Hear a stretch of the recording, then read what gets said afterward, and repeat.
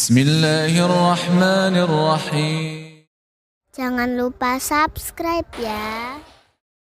Bil himari ma'al irdafi alaih, tawadhu'nya Nabi kita Muhammad SAW ketika beliau mengendarai apa? Mengendarai keledai. Dan tidak hanya beliau yang mengendarai keledai, ditunggangi orang lain, dibonceng juga satu orang di keledai itu. Subhanallah. Kemudian atsaniyata asyr wal 22 jawazul irdafi ala dabbah, bolehnya berboncengan di atas kendaraan tunggangan. Ats-tsalitsata wal 20 yang terakhir yang ke-23 fadilatu Muadz bin Jabal, kemuliaan seorang Muadz bin Jabal. Bab yang pertama kita selesaikan dan insyaallah kita lanjutkan kepada bab kedua pada pertemuan berikutnya biiznillah, dan waktu yang tersisa kita gunakan untuk menjawab pertanyaan. Seandainya ada pertanyaan yang sudah antum tulis, silahkan disampaikan ke depan yang berhubungan dengan materi tauhid akidah, insyaallah kita jawab. Yang selain dari itu insyaallah tanyakan kepada asatidzah lain yang banyak yang memberikan materi di Jami' Masjid Raudhatul Jannah ini. Naam, kalau seandainya ada pertanyaan kita persilahkan. Dipersilahkan juga langsung. Kalau telat menulis silahkan langsung menjelang kertas datang. Bukan bapak-bapak saja, ibu-ibu di belakang kalau mau nulis silahkan taruh di depan hijab, mudah-mudahan diambil oleh ikhwan yang ada di belakang.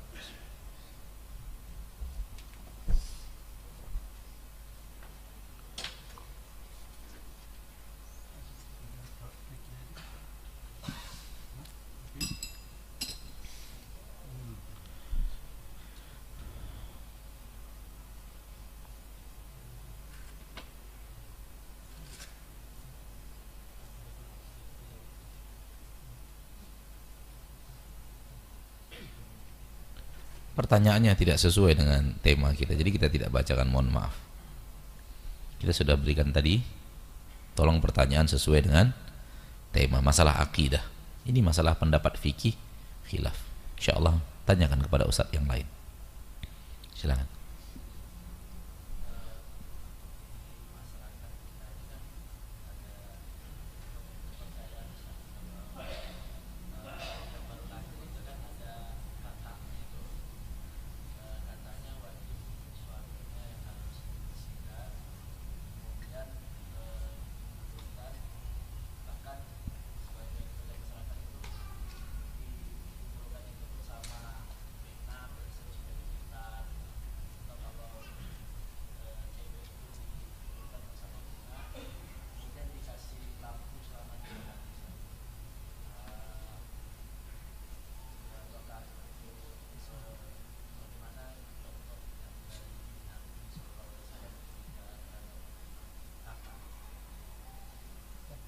Apa keyakinan mereka di situ? Kita bicara keyakinan sekarang, akidah.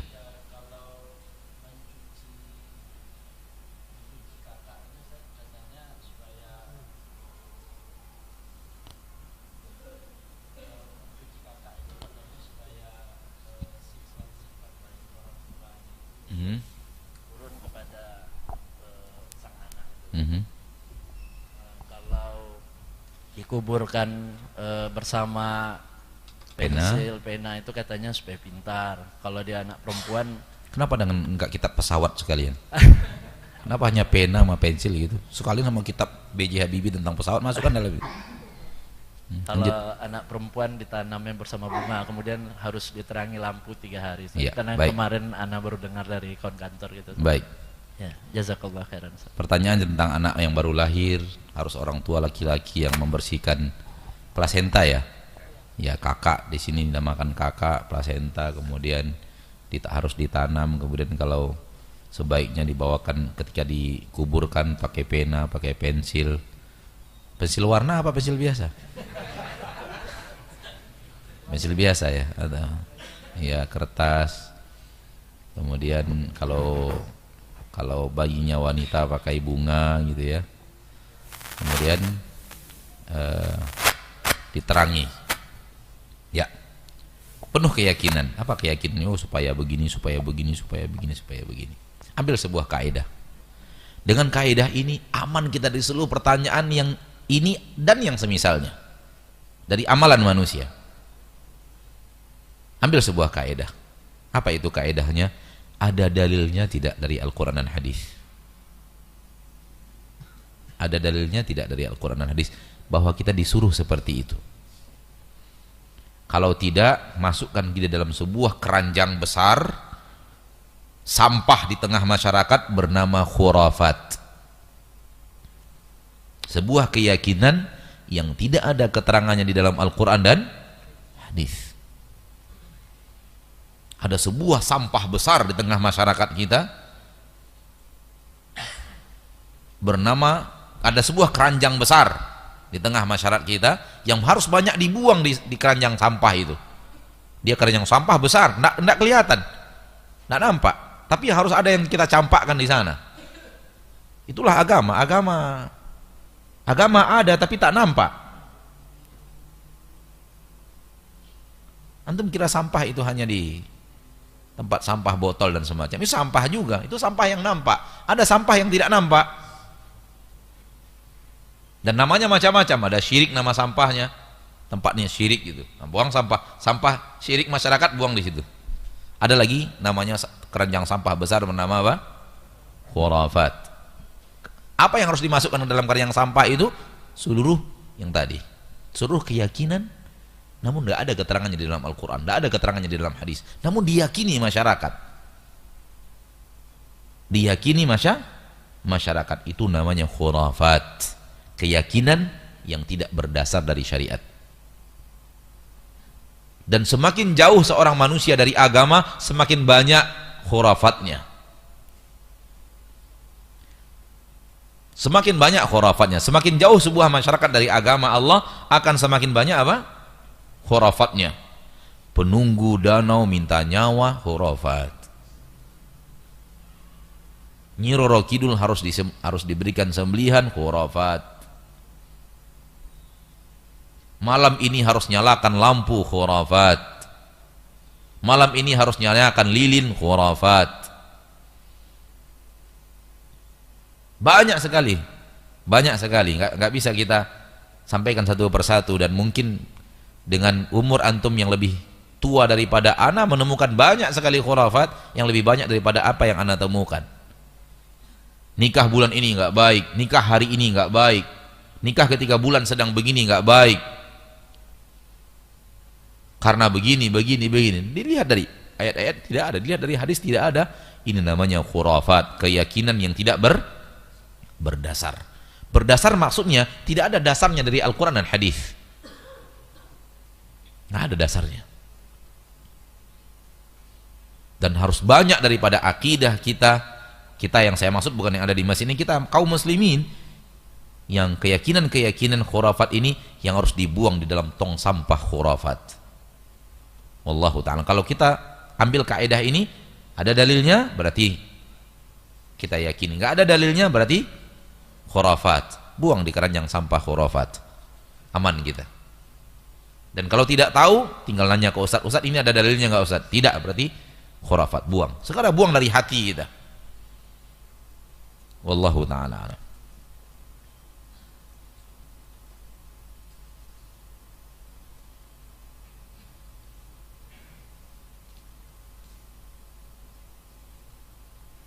Ketika kita penuntut ilmu bisa dekat atau berteman akrab dengan ustadz, ada perasaan bangga, strip pamer.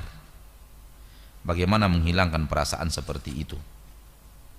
Apakah Mu'adz bin Jabal dan para sahabat merasa seperti ini juga? Soal bahagia dekat Rasul, iya, pasti. Karena di dekat orang yang kita cintai, kita pasti senang. Dan para sahabat benar-benar telah membuktikan cintanya kepada Rasul melebihi cintanya kepada orang tua, melebihi cintanya kepada anaknya, melebihi cintanya kepada istrinya, kepada suaminya. Cinta agama. Maka dekat orang yang sangat kita cintai memberikan apa? Kebahagiaan, itu pasti. Tapi kalau yang antum tanyakan, apakah dengan dekatnya Mu'adz kepada Rasul ada orang di sekitarnya dia lihat nih saya dekat dengan Rasul nih gitu ya? Kalau itu yang antum tanyakan, wallahu alam sepertinya tidak. Karena para sahabat adalah orang-orang yang sudah pandai belajar dan mengamalkan keikhlasan. tauhidnya mantap. Ya. Namun antum bisa bayangkan nggak bagaimana susahnya ikhlas seorang ustadz? Antum yang dekat dengan ustadz aja riya.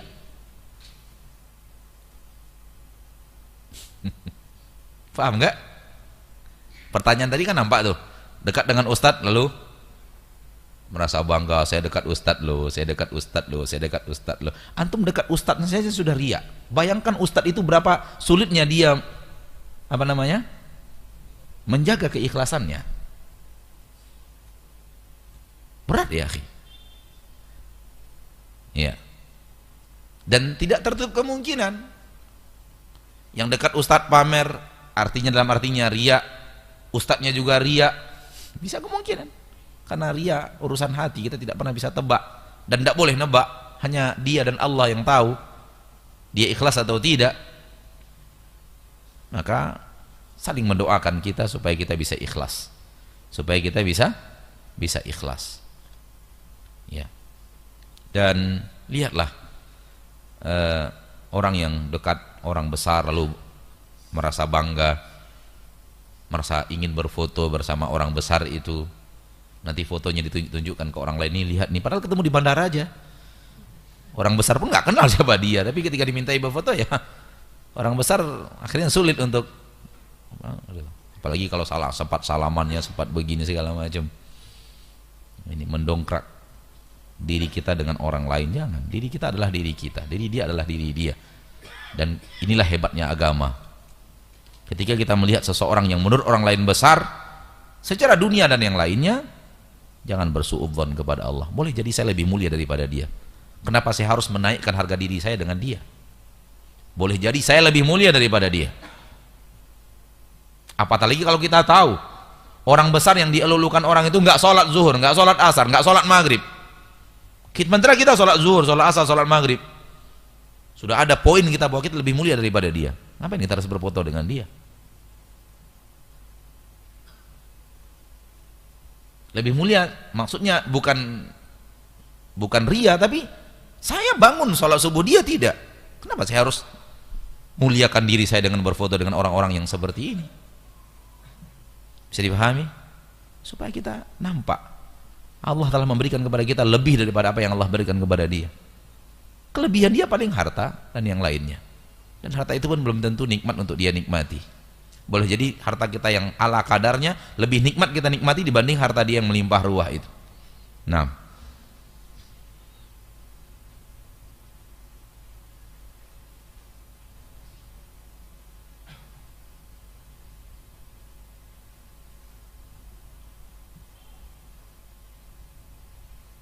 bagaimana dengan saudara-saudara kita yang pernah terjebak dalam perbuatan syirik sedangkan mereka belum tahu ilmunya tentang perbuatan syirik? Penilaian pada seorang hamba itu terakhir hayatnya, bukan apa yang ada di masa lalu. Artinya apa? Artinya kalau kita pernah terjebak ke dalam perbuatan syirik di masa lalu, kemudian sekarang kita sudah bertaubat kepada Allah, kita sudah buang itu syirik itu di kantong sampah syirik, di keranjang syirik, keranjang sampah syirik, dan kita sudah benar-benar berusaha menata diri kepada tauhid dan kita wafat di atas tauhid, maka siapa kita adalah ketika kita wafat, bukan bagaimana kita di masa yang lalu. Dan inilah hebatnya agama. Allah tidak peduli kepada apa yang ada di masa lalumu, yang penting siapa kamu sekarang dan bagaimana kamu nanti wafat. Nah, adapun soal kemudian dia ternyata wafat juga di atas itu, Allah Maha tahu tentang bagaimana dia berhadapan dengan ilmu yang pernah sampai kepadanya. Menurut kita belum sampai, menurut Allah mungkin sampai. Mungkin sampai karena Allah tahu. Dia pernah mendengarkan orang bicara tentang itu, namun dia tidak peduli. Soal sampai atau tidak sampai kita tidak bisa menghukumi, karena ini masalah ilmu.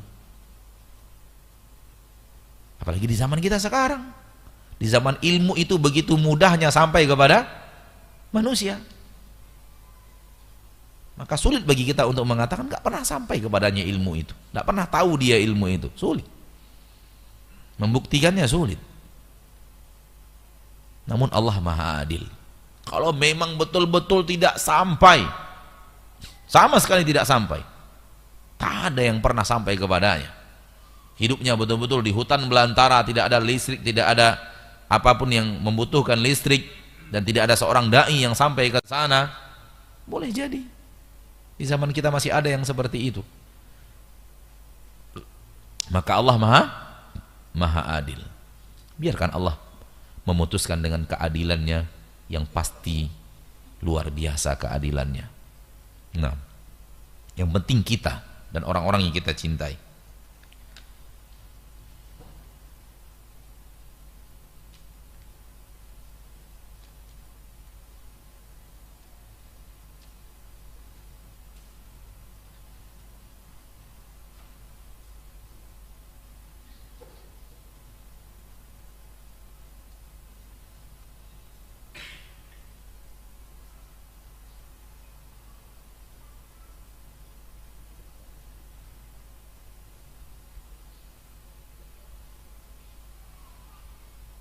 Dalam ilmu medis, jika ada janin yang berkembang di luar rahim, bahaya medis. Bahasa medis seperti itu, janin yang berkembang di luar rahim, maka anjurannya dari medis untuk menggugurkan kandungan tersebut.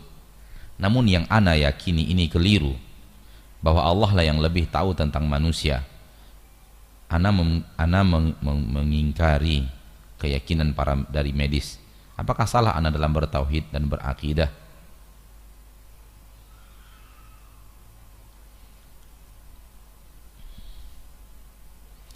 Ahli medis, orang yang belajar tentang medis, kemudian kita mengingkari, apakah kita orang medis juga? Kita bicara ilmu, fak ilmu. Ada orang yang belajar fak medis, lalu dia dengan ilmu yang telah dia pelajari, tentunya dengan segudang contoh yang telah dia pelajari, segudang pengalaman yang sudah terjadi dan itu dibukukan di buku-buku medis, dia pelajari. Ini berbahaya untuk ibunya. Lalu kita mengingkari. Siapa kita? Apakah kita ahli medis juga? Kita punya fak seperti faknya mereka? Kalau memang kita ahli medis juga, ternyata kita nggak sembarangan juga, doktor S3 dalam masalah medis. Tapi dalam hal yang satu ini saya tidak setuju dengan apa yang saya pelajari dulu di S1, S2. Ternyata di S3 ternyata tidak seperti itu rumusnya yang saya dapatkan. Bolehlah. Berarti ahli bertemu ahli. Tapi kalau yang satu ahli yang mengingkari tidak ahli, maka wajib kita mengingkari yang tidak ahli bicara, yang tidak ahli berbicara. Contoh gampang begini, Imam Bukhari menyatakan hadis ini sahih dan diletakkan dalam Sahih Bukhari. Lalu ada antum di zaman sekarang, saya mengingkari Sahih Bukhari itu. Nah, Bukhari manusia, boleh jadi salah dia tentang hadis Nabi, boleh jadi lupa, boleh jadi anu. Kenapa manusia terlalu percaya kepada Imam Bukhari, kepada kitab Bukhari? Aneh-aneh aja orang mempercayakan agamanya kepada Bukhari. Agama itu milik kita masing-masing, tergantung apa yang kita yakini, kita percayai. Maka masalah hadis ini masalah Anda sendiri belajar. Loh, Anda siapa? Ala ahli hadis? Sehingga hadis itu Anda tolak begitu saja? Kalau begini keadaannya, maka kami wajib mengingkari Anda. Karena Anda bukan ahlinya. Jadi di sini kita harus tahu. Soal kemudian ada yang selamat, tidak tertutup kemungkinan. Karena Allah bisa berbuat apapun yang Allah inginkan. Akan tetapi hukum diambil dari angka mayoritas. Hukum diambil dari angka mayoritas. Jangan ambil hukum dari angka yang terjadi namun minim. Hukum tidak boleh diambil dari angka minim. Ada yang mungkin lahir di luar rahim, informasi dari kertas ini tadi, ada yang selamat. Namun sudahkah kita tahu berapa yang selamat dan berapa yang tidak selamat? Apakah ketika ada 1, 2, 3 yang selamat lalu kita ingkari 50 orang yang wafat? Masalahnya seperti itu, ya. Sama dengan apa?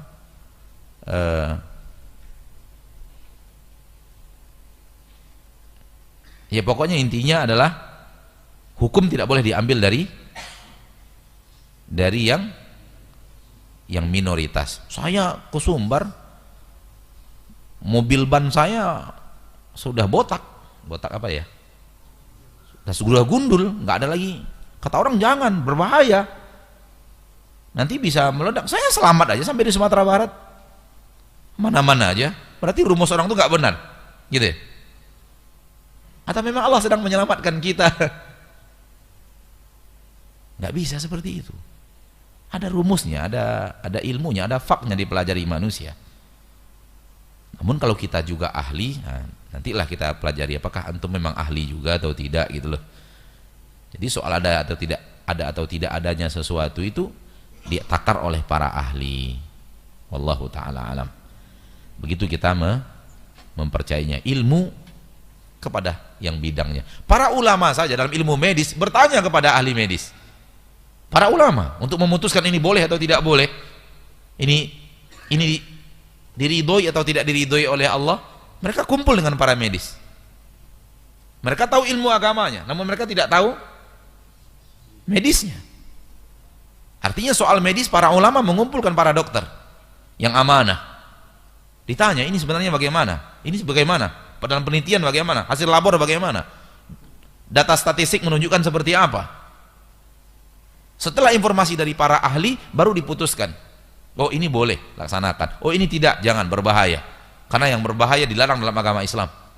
Namun dikembalikan kepada para ahli. Dikembalikan kepada para ahli. Ini ulama, Pak. Siapa kita?